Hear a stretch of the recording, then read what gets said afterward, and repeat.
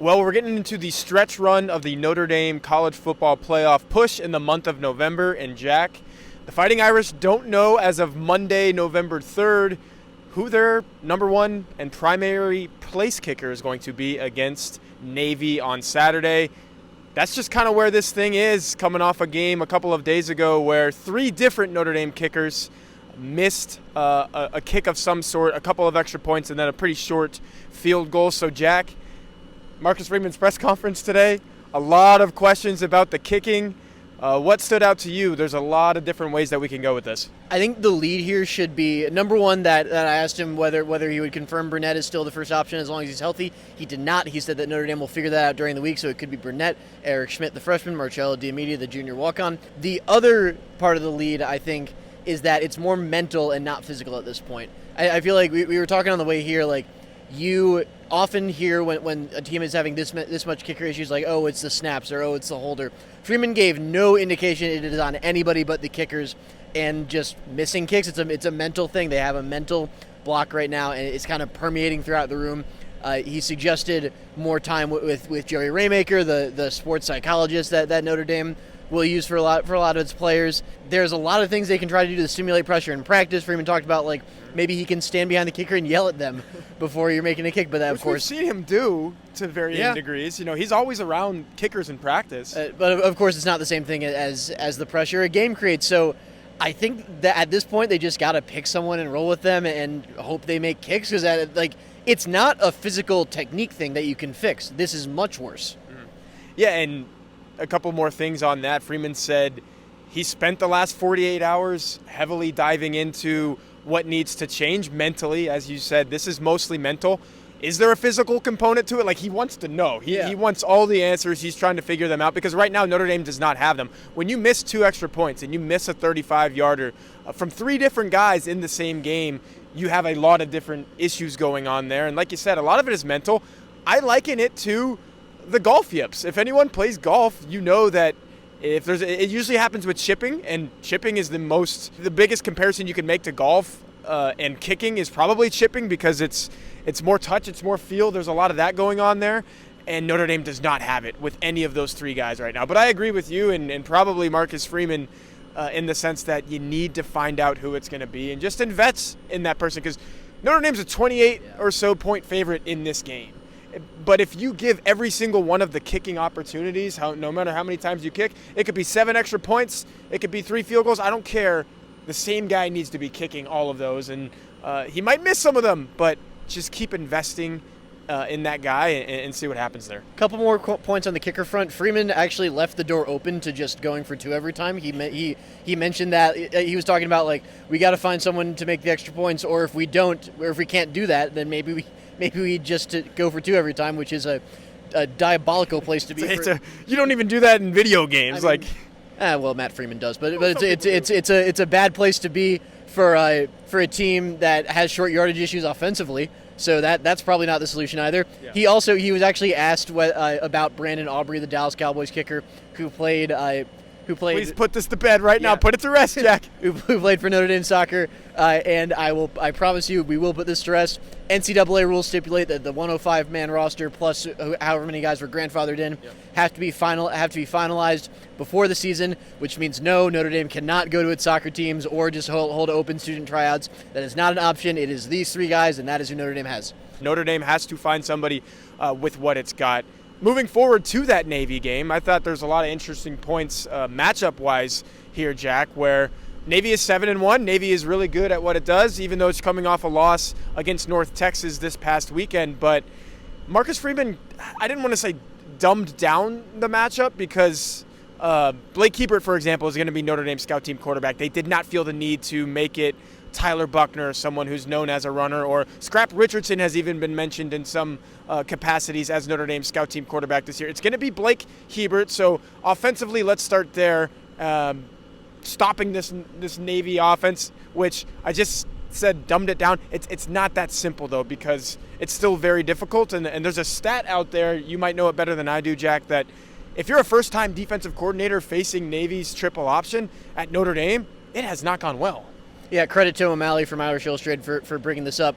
6 of the past 7 Notre Dame defensive coordinators, this is quoting Tim, have had a very bad time. I don't think he exactly said very bad time, but have not had a great outing as their first time as a Notre Dame defensive coordinator against Navy. The exception to this rule is Freeman. However, Freeman faced Navy 4 times as the defensive coordinator at Cincinnati. They were in the American Athletic Conference together. And the first time Freeman faced Navy, they had something like 560 rushing yards, which was a record at the time. So no, Freeman's very much not the exception. If you're a first-time defensive coordinator, you're probably not going to have a lot of fun against Navy.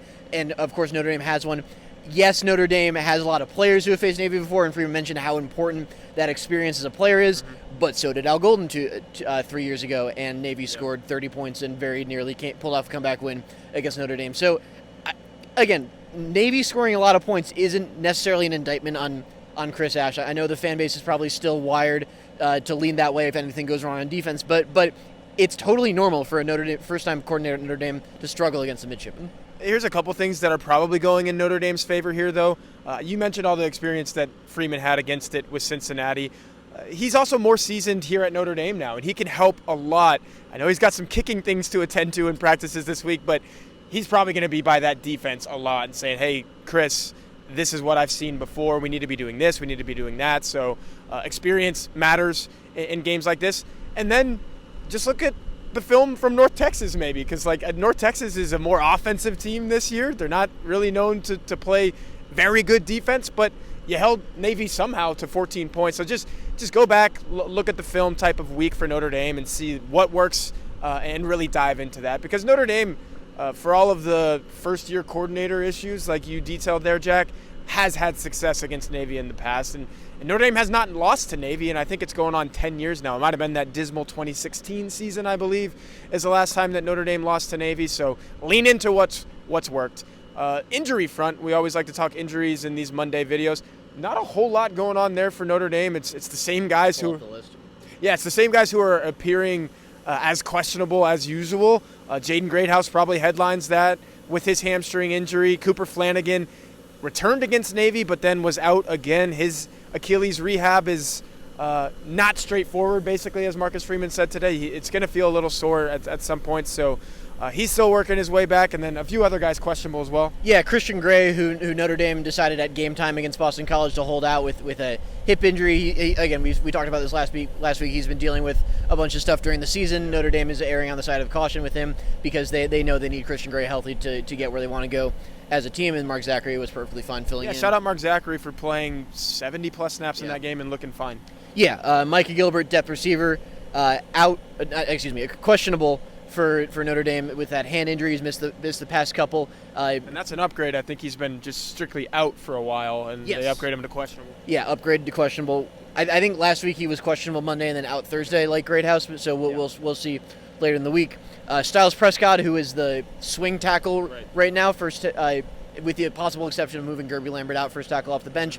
He is questionable, but Freeman said that their expectation is that he can give it a go, but they'll need to see during the week. Gabriel Rubio, Billy Strouth is still out as we expect them to remain for the next couple weeks, but we do expect both to return this season.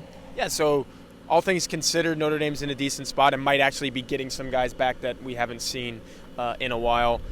Anything else stick out from this Monday presser? I thought it was very kicking heavy, very Navy heavy. Are we missing anything? It's very kicking and Navy. Like you said, Freeman reiterated that, this Navy team, they will run some traditional triple option, the flex bone, but they will also run some wild stuff out of shotgun. They'll run some pistol. It's interesting how much experience this Navy team brings back. Like the quarterback Blake Horvath. I almost said Blake Hebert, but Blake Horvath. A couple Blakes in this. Yeah. Who is just having another phenomenal season. He's one of Navy's best quarterbacks that we've seen from them in both the run game and the pass game. He's been really good. But then they bring back Alec Texka. I'll never be able to pronounce his name right, but you know who I'm talking about. The fullback, Eli Heidenreich, the slot back, Brandon Chapman, the slot back. These are all the names that we saw last season. And in a system that relies so much on chemistry and quick decisions and speed, that's huge to have all those returners. So it's as good of a Navy offense as you're going to see. Yeah, for sure. And it's it's one that you need to, if they do turn the ball over, as we saw in last year's game, take advantage of that, and that's what Notre Dame did, and that's why Notre Dame was able to win that one easily. The Irish are hoping they can win this one easily as well. It's going to be right here outside of Notre Dame, or we're outside of Notre Dame Stadium right now. It's going to be inside of Notre Dame Stadium, under the lights, prime time Saturday night. So as always, we will be here to cover that, but in the meantime, keep it right here on this Blue and Gold YouTube channel for plenty of live videos and some recorded ones like this as well, leading you up to that game. And then definitely go to blueandgold.com for all of the written coverage that we have to preview that game as well. So for now, that's Jack Sobel. I'm Tyler Horka with blueandgold.com and Blue and Gold Illustrated.